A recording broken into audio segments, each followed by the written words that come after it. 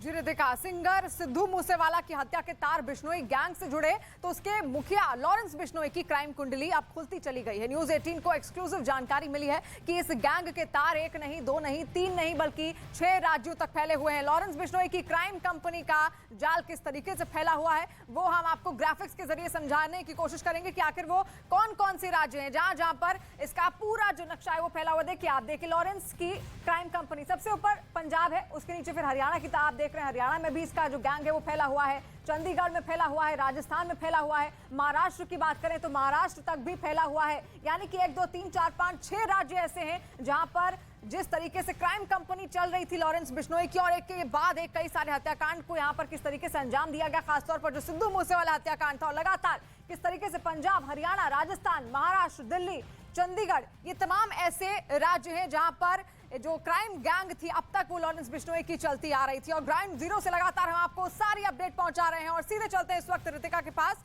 जो मोहाली में इस वक्त मौजूद है। बिल्कुल, तो आपने जाना कि 6 राज्यों में लॉरेंस बिश्नोई गैंग के तार फैले हुए हैं। आनंद का हम एक बार फिर से रुक कर लेते हैं। आनंद, जेल में बैठकर किस तरीके से अपने पूरे गैंग का विस्तार कर रहा है उसके बारे में जानकारी हमने अपने दर्शकों को दिखाई, लेकिन सवाल यही है कि अगर इतना बड़ा प्लान यहां पर किया गया है तो जाहिर तौर पर अलग अलग राज्यों के गैंगस्टर्स की भी ज्यादा भूमिका रही होगी।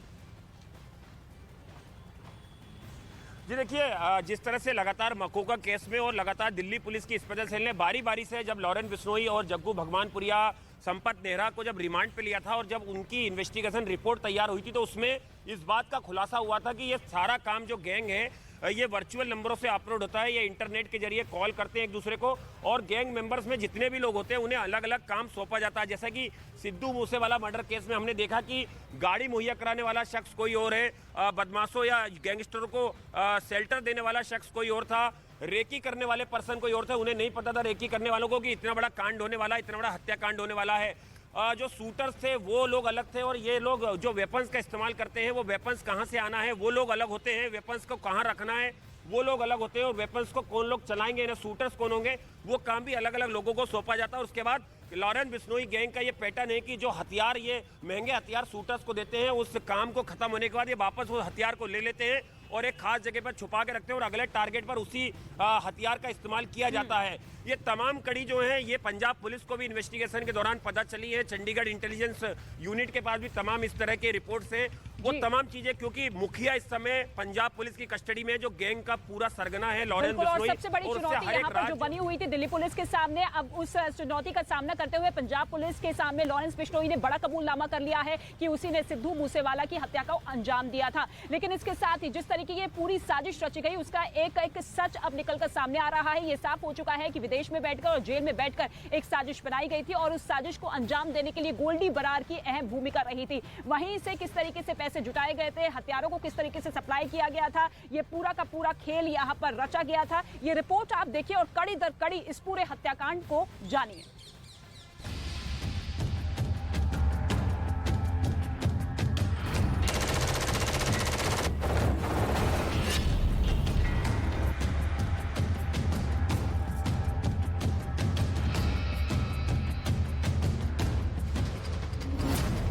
मर्डर की साजिश का सच। सिंगर मूसेवाला मर्डर के लिए गैंगस्टरों ने किस हद तक प्लानिंग की, ये जानकारी पुलिस को भी हैरान करने वाली थी। एक गैंगस्टर दिल्ली की तिहाड़ जेल में बैठा था, दूसरा कनाडा में और तीसरा ऑस्ट्रेलिया में। मूसेवाला की हत्या के लिए 4 राज्यों से 8 शूटर्स को जुटाया गया। सूत्रों के मुताबिक हर शूटर्स को 3.5 लाख रुपए मिले। साजिश को कई महीनों की प्लानिंग के बाद अंजाम दिया गया और रेकी के लिए एक ड्रग्स एडिक्ट को लगाया गया जिसे 15,000 रुपए दिया गया। उसका इशारा मिलते ही मशहूर गायक मूसेवाला को मौत के घाट उतार दिया गया। मुख्य साजिशकर्ता कौन कौन? पंजाब पुलिस के सूत्रों के मुताबिक ये बात तय हो चुकी है कि इस पूरी साजिश के पीछे गैंगस्टर लॉरेंस बिश्नोई ही है। पंजाब पुलिस के सूत्रों के मुताबिक लॉरेंस पूछताछ में सहयोग नहीं कर रहा है।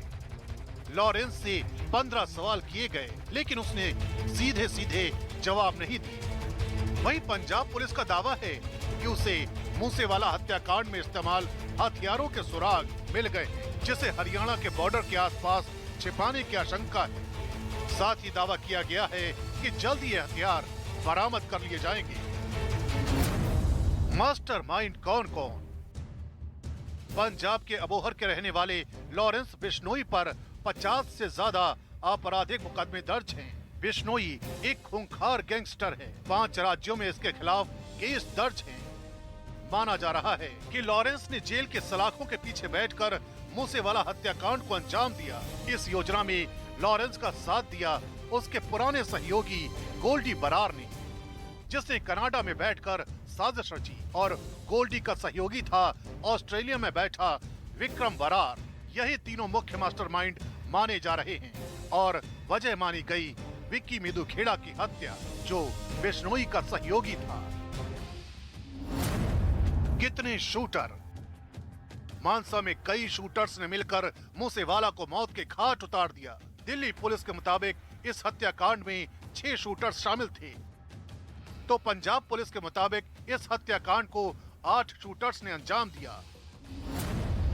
पंजाब पुलिस के मुताबिक इनमें 3 पंजाब, 2 हरियाणा, 2 महाराष्ट्र और 1 राजस्थान का था। इन शूटर्स को गोल्डी बरार और विक्रम बरार ने जुटाया था। 2 शूटर्स पुलिस की गिरफ्त में आ चुके हैं। एक संतोष जाधव और दूसरा नवनाथ सूर्यवंशी था, जो महाराष्ट्र से गिरफ्तार हुआ। दिल्ली पुलिस ने आधिकारिक तौर पर माना है कि इन दोनों को 3.5 लाख रुपए मिले हैं। अब पंजाब और दिल्ली पुलिस इनसे पूछताछ की तैयारी कर रही है। इस साजिश में जितनी बड़ी लिस्ट शूटरों की है, वैसी ही सूत्रधारों की। सबसे पहले बात सौरभ महाकाल की, जिसे पुणे की पुलिस ने गिरफ्तार किया, जिसने शूटरों को जुटाने में बड़ी भूमिका निभाई। इस लिस्ट में दूसरा नाम संदीप उर्फ केकड़ा है, जिसने मूसेवाला की रेकी की थी और मूसेवाला की गाड़ी की सटीक जानकारी दी थी, जिसने प्रशंसक के रूप में घटना वाले दिन मूसेवाला की सेल्फी भी ली थी। पंजाब पुलिस ऐसे सूत्रधारों को भी तलाश रही है और उन पर शिकंजा कस रही है। तो 3 मुख्य आरोपी माने गए हैं, लॉरेंस बिश्नोई, गोल्डी बराड़ और विक्रम बराड़। और कहा यह भी जा रहा है कि विक्की की हत्या का बदला लेने के लिए ही इस पूरे षड्यंत्र को रचा गया और गोलियों से भूनकर बेरहमी से हत्या कर दी गई सिद्धू मूसेवाला की। लेकिन अब स्टूडियो का रुख कर लेते हैं। शिवानी आपको बताएंगी कि लॉरेंस बिश्नोई की क्राइम कुंडली क्या कुछ कहती है। जी रितिका, और खबर है कि लॉरेंस बिश्नोई की क्राइम कंपनी भी तरीके से काम करती है और वर्चुअल तरीके से चलाई जाने वाली इस गैंग में काम भी डिजिटल तरीके से ही होते हैं। और इस गैंग से करीब 1000 लोग जुड़े हुए हैं। इनमें शार्प शूटर, बदमाश, सप्लायर, रेकी करने वाले लोगों के साथ साथ सोशल मीडिया विंग भी है। और गैंग का अगला निशाना कौन होगा, इसका फैसला वर्चुअल नंबरों और ऑडियो कॉन्फ्रेंसिंग के जरिए होने वाली बैठक से होता है। इस क्राइम कंपनी के मुखिया लॉरेंस बिश्नोई है, जबकि गोल्डी बरार कंपनी की रीढ़ की हड्डी माना जाता है। सचिन बिश्नोई इस कंपनी में भर्ती सेल संभालता है, साथ ही टारगेट प्लान बनाने की भी जिम्मेदारी उसकी ही है। ये गैंग इतने शातिर तरीके से काम करता है कि एक आदमी अपने आगे वाली टेन के सिर्फ एक ही आदमी को पहचानता है, और ताकि पकड़े जाने के हालात में पूरा गैंग मुश्किल में ना आ जाए। किसी भी सदस्य के मुश्किल में फंसने पर यह गैंग उसके परिवार की आर्थिक मदद भी करता है।